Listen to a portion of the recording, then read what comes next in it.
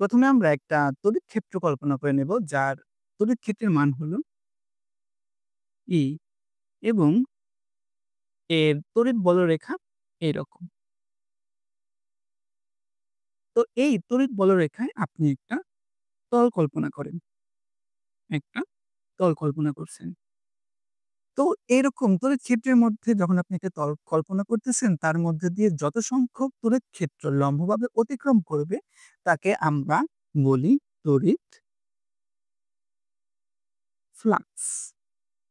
যাকে আপনি শুধুমাত্র ফ্লাক্সও বলতে পারেন এবং একে প্রকাশ করা হয় ফাই দ্বারা।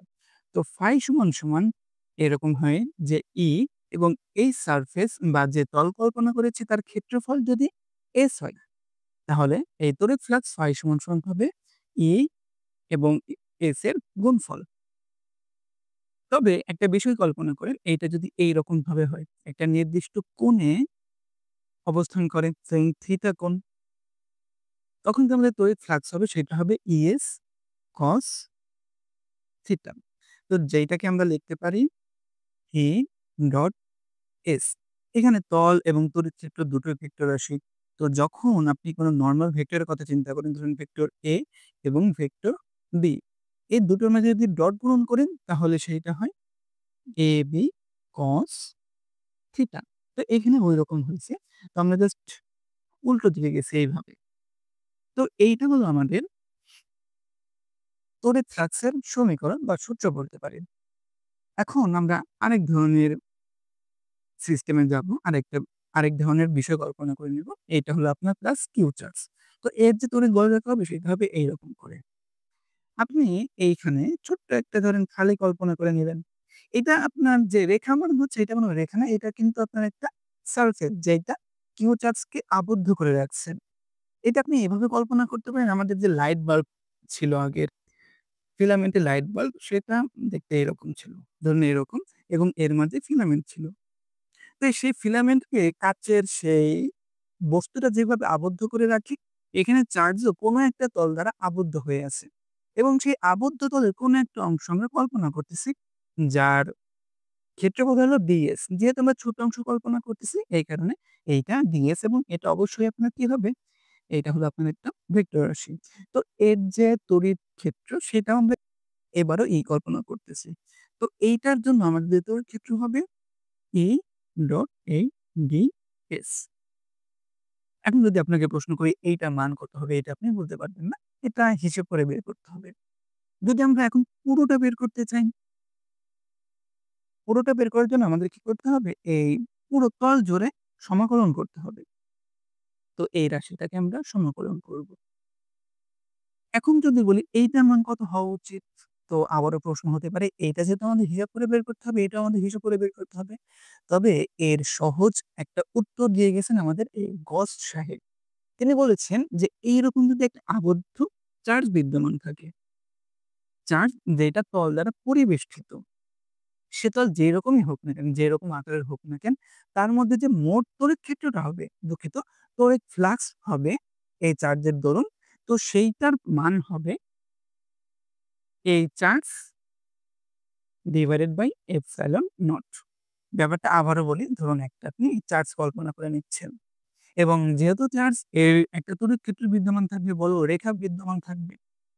এই চার্জটা আবার একটা তল দ্বারা পরিবেষ্টিত এরকম একটা বিষয় কল্পনা করে নিচ্ছেন। এখন সেই পুরোটা তল জুড়ে যে তড়িৎ ফ্লাক্স সেইটা কত হবে? সেইটা হবে আমাদের এইরকম। এবং এইটা বলে গেছেন কি? এটা বলে গেছেন বিজ্ঞানী গস। তিনি একটা সূত্র প্রদান করেন যে কোনো বদ্ধ তল দ্বারা আবদ্ধ চার্জের মোট তড়িৎ ফ্লাক্স উক্ত চার্জের এত গুণ 1 বাই এপসাইলন নট গুণ যে। এখানে এপসাইলন হলো একটা ধ্রুবক, এটাকে বলা হয় ভেদাঙ্ক বা আপনি বলতে পারেন তড়িৎ ভেদাঙ্ক।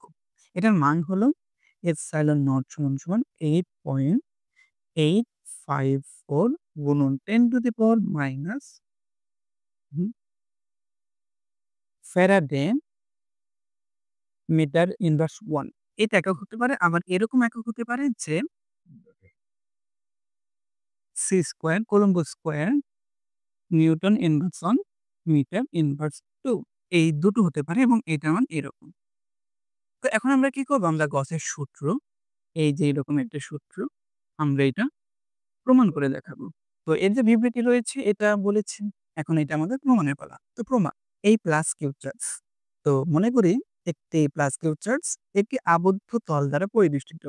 যেখানে যে এরকম রয়েছে একটা তল দ্বারা প্লাস কিউ চার্জ আমরা আবদ্ধ করে রেখেছি। তো এই চার্জ থেকে আমরা এভাবে ধরুন r দূরত্বে, এরকম r দূরত্বে একটা ফালি কল্পনা করেছি। তো এই ফালিটার যে ক্ষেত্রফল সেটা হলো ds। সেক্ষেত্রে এটি যদি ds হয়, এর যে আপনার ফ্লাক্স হবে তড়িৎ ফ্লাক্স সমান A ডট ds। এখানে যে আমাদের তড়িৎ ক্ষেত্র রয়েছে তার মান হলো E সমান। দেখুন একটা তলের যে দিক সেটা কিভাবে নির্ধারিত হয়? ধরুন এই ডাস্টার উপরে এই উপরিতল। তো এটার সাথে জাস্ট আপনি লম্বভাবে যদি একটা রেখা টানতে পারেন সেইটাই হবে এই তলের দিক। তো এইখানে মনে করুন এইটা এ বরাবরের লম্ব। ওকে? তো এইখান থেকে যে একটা তড়িৎ রেখা পাস করবে সেটা ধরুন এইভাবে চলে যাবে। তো এখানে আমরা কিন্তু ধরেছি সেই ব্যাসার্ধ বরাবর একটা তড়িৎ রেখা যাবে। তো এদের মাঝে অবশ্যই একটা কোণ উৎপন্ন হবে এখানে। এখানে একটা কোণ উৎপন্ন হবে সেইটাকে আমরা থিটা কল্পনা করতেছি। অর্থাৎ এইখানে তড়িৎ রেখা, ধরুন এরকম তড়িৎ রেখা এবং এইখানে যে ds ফালি, এরকম একটা ds ফালি রয়েছে, তাদের মধ্যবর্তী কোণ হলো থিটা। তো এরকম যদি হয় তাহলে এইটার এবং এইটার যে ডট গুণ সেটা হবে E ds cos থিটা হবে। বা এইটাকে এভাবে লেখা যায় যে E cos থিটা ds, এইভাবে অনেকটা এটার মতো করে সমান। যেহেতু এটা r দূরত্বে বিদ্যমান, তো এটার তড়িৎ প্রাবল্য A হবে 1/4 pi epsilon not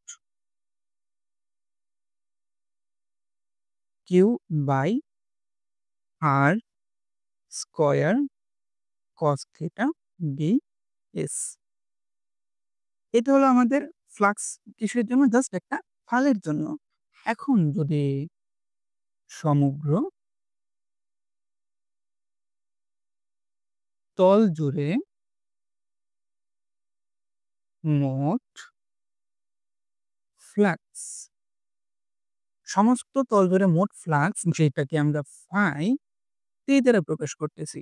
phi total just T. তো হবে এইটা, আপনাকে সমাকলন করতে হবে। আপনি এইটাকে কি করবেন? সমাকলন করবেন। এবং নিচে আসবে s এবং এইখানে একটা 0 এর মতো। তো এইখানে যে s এইটাকে বলা হয় সারফেস ইন্টিগ্রাল বা তল সমাকলন।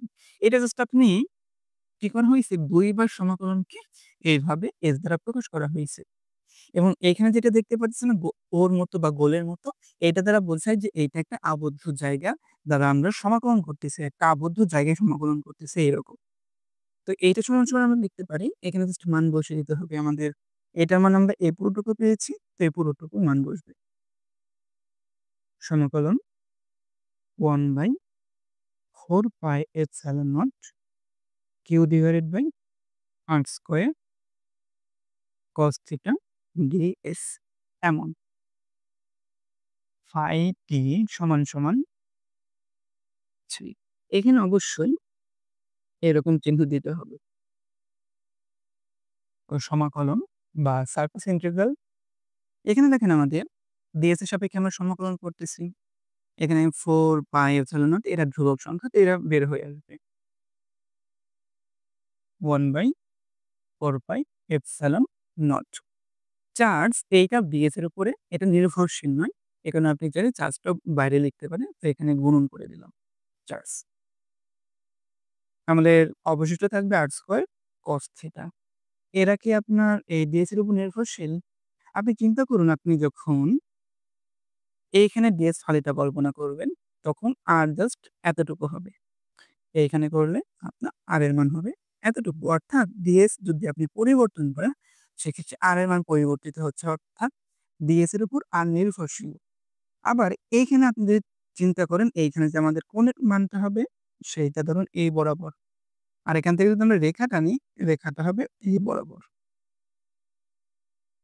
তো এখানে থিটা যে রয়েছে এটা আপনার বিএস এর উপর নির্ভরশীল। আপনি যদি বিএস এভাবে পরিবর্তন করেন, থিটাও পরিবর্তন হবে। অর্থাৎ এখানে cos থিটা পরিবর্তন হবে এবং এখানে r স্কয়ার পরিবর্তন হবে। এই ২ টা আপনার ধ্রুবক।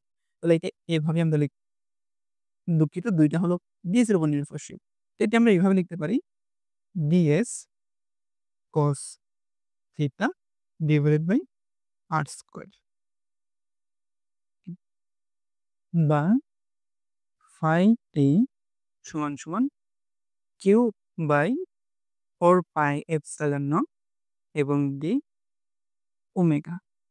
তো এটা যে রয়েছে এটার মান হলো ওমেগা। প্রশ্ন হলো এখানে যে আমাদের এইটা, এইটা কি? তো বইয়ে আমাদের এটা লেখা আছে। এটা হলো আপনার ঘনকোণ লেখা আছে।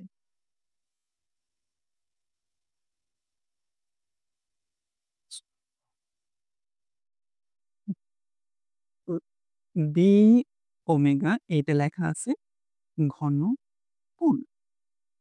এই ঘনকোণ বিষয়টা কি? আমরা নরমাল যে কোণ সেটা আমরা জানি। ধরুন আপনার একটা বস্তু, এটা হলো মূল বিন্দু। তো এইখানে টানবেন, এইখানে টানবেন। তো এইখানে যেটা উৎপন্ন হয় সেটা হলো আমরা বলে থাকি কোণ। ওকে? এবার আপনি একটা ৩ মাত্রিক কল্পনা করেন, একটা বল কল্পনা করেন। একটা সুষম বল কল্পনা করেন এবং সেখানে একটা বিন্দু কল্পনা করেন। এখানে আমাদের দেখানো একটু মুশকিল বিষয়টা। তাও জাস্ট আপনি কল্পনা করতে পারেন একটা বল। ধরুন এইটা একটা বল। তো এইটা চিহ্নিত করার জন্য আপনার কতগুলা লাগবে?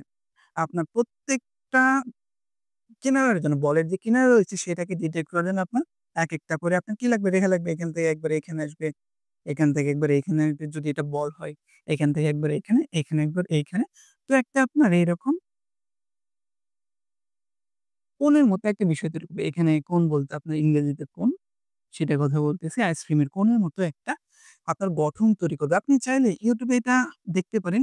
ইংরেজিতে বলা হয় এটাকে সলিড অ্যাঙ্গেল। তো YouTube এ দেখলে আপনি এটা বুঝতে পারেন ভিডিও আকারে ওইখানে ওরা অ্যানিমেশন করে দেখায়। তো এই যে এরকম যে কোণ একটা উৎপন্ন হয় দ্বিমাত্রিক একটা তল দ্বারা ঘেরা হওয়া, সেইখানে যে কোণ উৎপন্ন হয় সেটাকেই বলা হয় আপনার এই ঘনকোণ বলা হয় এবং এইটার মান হলো এইটা। এখানে আপনার দিয়ে ওমেগা ব্যবহার করা হয়েছে কারণ এখানে যে আমরা তলটা কল্পনা করতেছি এখানে নরমাল আমাদের কোন কোণ হবে না। আমরা তো এরকম করে একটা রেখা কল্পনা করি নাই যে আপনি জাস্ট নরমাল কোণ দ্বারাই করবেন। এখানে আমরা তল কল্পনা করেছি। সেই তলকে আমরা যে কোণের মাধ্যমে প্রকাশ করি সেটাই হলো এইটা। তো phi t সমান ও এখানে আমাদের একটা বিষয় অবশ্যই চিহ্নটা হবে। আচ্ছা। তো এটা হলো সলিড অ্যাঙ্গেল। ইন্টেগ্রাল মানে কি? ইন্টেগ্রাল মানে হলো যোগ। আপনি কি করতেছেন? এখানকার সলিড অ্যাঙ্গেল, এখানকার সলিড অ্যাঙ্গেল বা ঘনকোণ। তো পুরোটা জুড়ে যে ঘনকোণ হবে সেটা আপনি যোগ করতেছেন। এটার মানে হলো এইটা। তো পুরোটা ঘনকোণের মান কত হবে? বৃত্তে আমাদের যদি বৃত্ত কল্পনা করেন এর সমস্ত কোণের পরিমাণ হলো 2 পাই বা ৩৬০ ডিগ্রি। আর এরকম একটা যদি গোলাকার বল কল্পনা করেন তার যে মোট কোণ উৎপন্ন হয় তাকে বলা হয়, তার মান হলো 4 পাই। তো এইখানে এইটা আমাদের সমস্ত অংশের যোগফল, সমস্ত কোণের ঘনকোণের যোগফল। এই কারণে এটার মান হবে আপনার 4 পাই। তো এখানে q divided by 4 pi epsilon naught 4 pi. তো এখানে এই 4, এই 4, এই পাই কাটাকাটি। তাহলে আমরা কি পাবো? phi t q divided by epsilon naught. আমাদের phi t কি ছিল? এই যে এইটা ছিল। সুতরাং